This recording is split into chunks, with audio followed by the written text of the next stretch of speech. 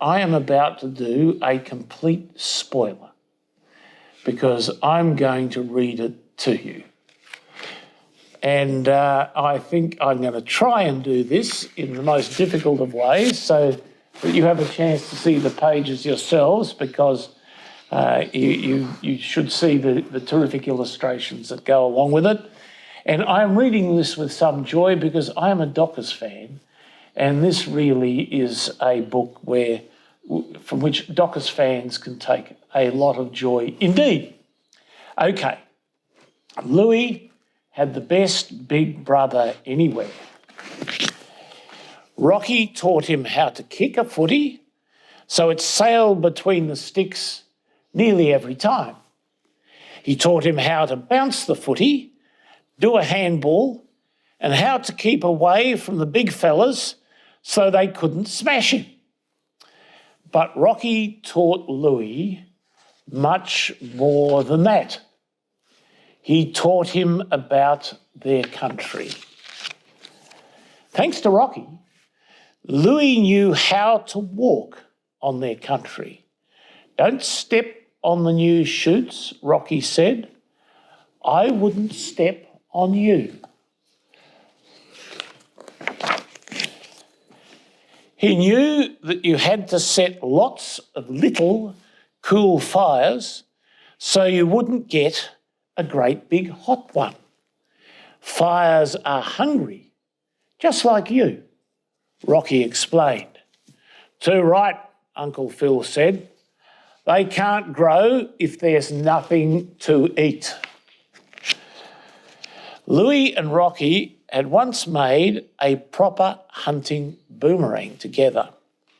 While they turned the soft green wood, smooth and hard, Rocky taught Louie about respecting the country's creatures. You've got to be smart, he explained. Think about where your tucker comes from.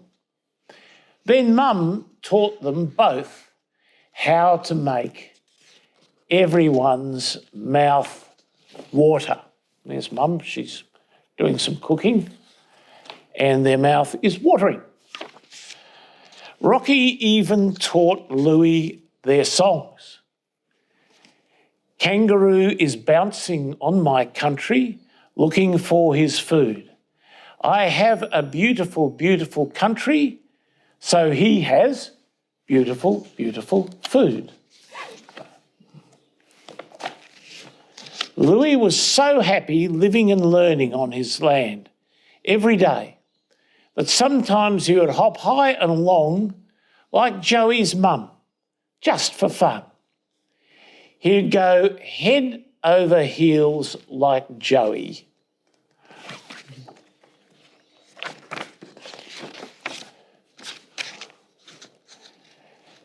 Then he and Rocky would run with Emu until their legs gave way. After that, they'd lie on a cool, flat rock and wait until their hearts slowed down. For Louie, it was like resting his head against his mother's chest. Rocky could never stay still for long enough, though. Louie didn't think anything would ever change, but then one day Rocky came and found him. I'm leaving, Rocky said. I've got big dreams. I've got to go and chase them. But I want to go with you, Louie said. No, you don't, Rocky said softly. This here is the place where you belong. So do you, whispered Louie. For the last 3 days before Rocky left, it seemed like he was always busy. The men had men's business to share with him. His mates wanted him to play one last game and then another. And Mum and all the aunties just wanted him to fill up. Louie was afraid there wouldn't be any time for him to say a proper goodbye, show Rocky how he really felt. But then he thought of something. Louie searched all over the country for the perfect branch. Uncle Phil helped him split the branch in two. Then Louie poured all the love he had in his heart into one of the pieces so Rocky would know. Louie thought he'd be all right once he'd given Rocky his special gift. And when the time finally came for Rocky to go, his heart started to hurt all over again.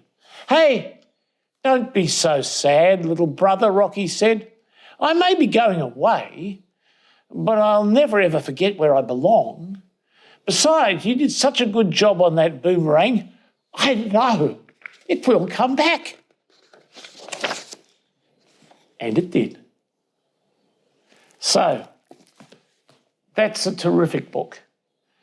It will warm the hearts of kids all over this country.